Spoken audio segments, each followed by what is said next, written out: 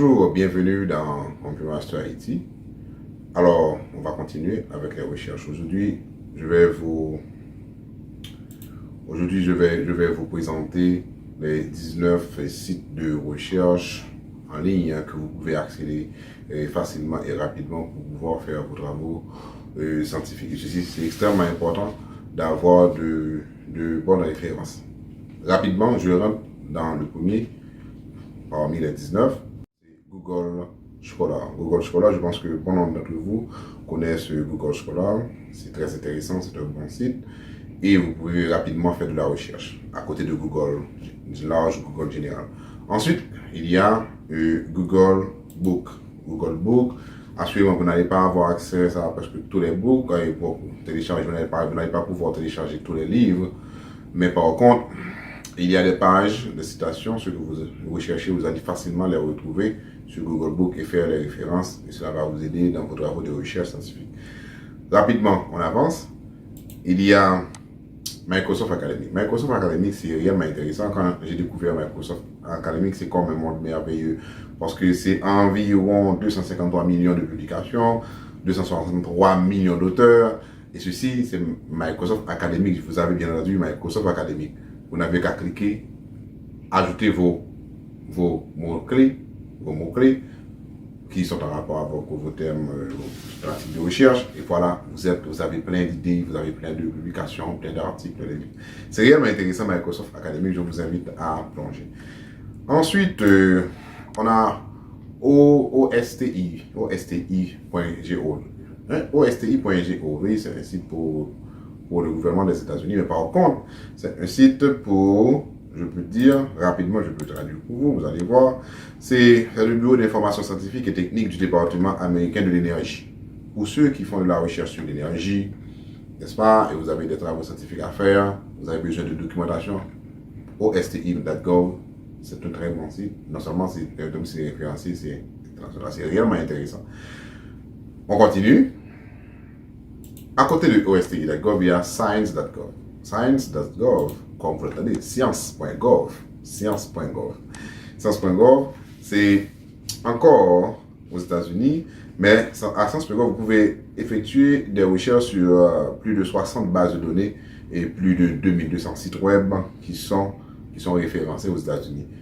Waouh! Mais ce ne sont pas des données qui concerneraient uniquement les États-Unis, ce sont des données qui concernent le monde, le scientifique, par-ci et par-là. N'oubliez pas que même les Français publient en anglais, c'est juste pour vous dire que n'attendez rien pour plonger sur la toile et appliquer, tapez vos mots-clés, ne perdez pas votre temps dans d'autres sites. Ensuite, qu'est-ce qu'on a? Ça, c'est intéressant. On a Wolfram Alpha. Wolfram Alpha, c'est un calculateur. C'est un calculateur qui utilise l'intelligence artificielle. Alors, les nouvelles technologies, c'est réellement intéressant avec Wolfram.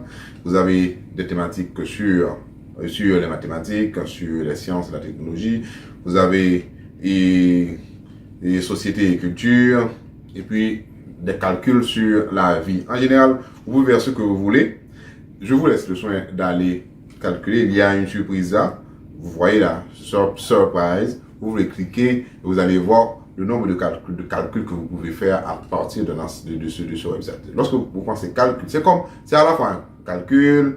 Lorsque vous rentrez dans la culture, les arts, vous mettez des noms comme ça, c'est comme une encyclopédie. C'est réellement intéressant. Wolfram Alpha.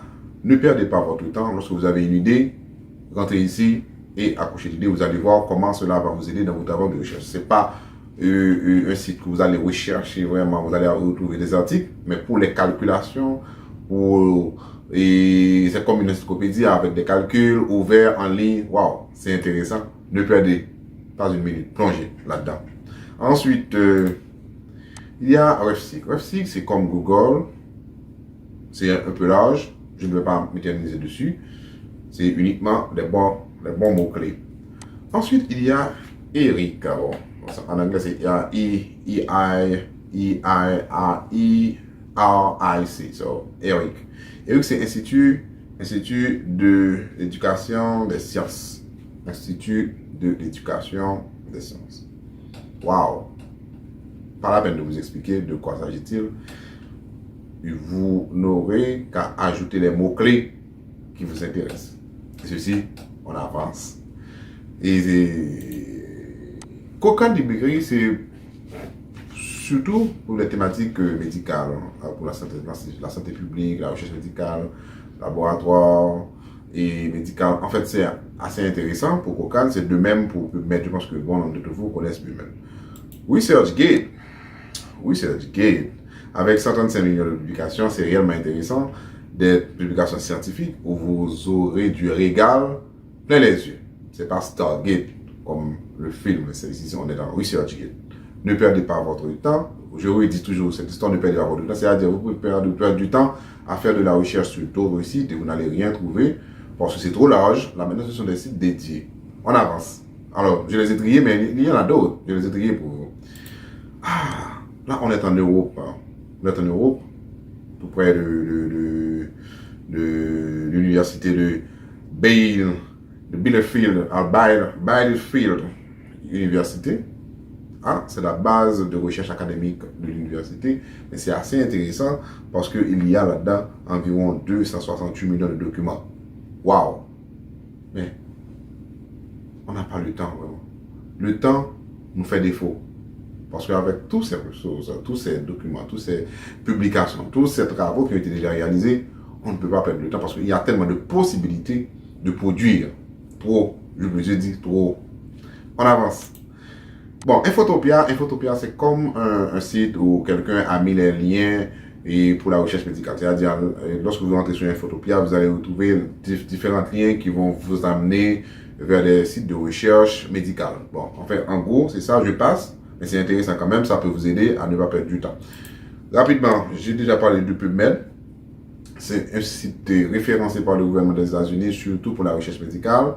Et c'est pas uniquement la médecine, mais vous allez retrouver pas mal d'articles et de publications très intéressantes et cela va vous aider dans vos travaux de recherche scientifique. On avance. Ah, LexisNexis, oh wow. C'est pour les investisseurs, pour les étudiants comme vous, pour les scientifiques comme vous. D'une part, vous faites de la recherche, d'autre part, vous dites, ce que je fais, est-ce qu'il y a un risque? Comment je peux investir? Comment je peux gagner de l'argent? Si j'investis comme ça, comment je peux... Alors, ce site peut vous aider à calculer ces risques. C'est un site réellement intéressant et à prendre des décisions. Lorsque vous aurez à prendre des décisions, vous allez dire, attention, je vais demander dans quelle industrie investir ou dans quel type de commerce investir. Et ce site vous aide à partir des indicateurs de prendre de bonnes décisions. C'est assez intéressant à côté de la recherche scientifique que vous faites. On continue.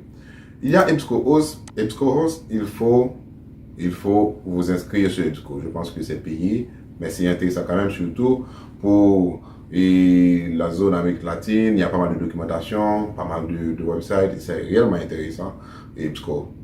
Ensuite, il y a INARI, n'est-ce pas, qui est supporté par l'Organisation mondiale de la santé. C'est extrêmement bon pour les travaux de recherche en santé publique, en sciences médicales.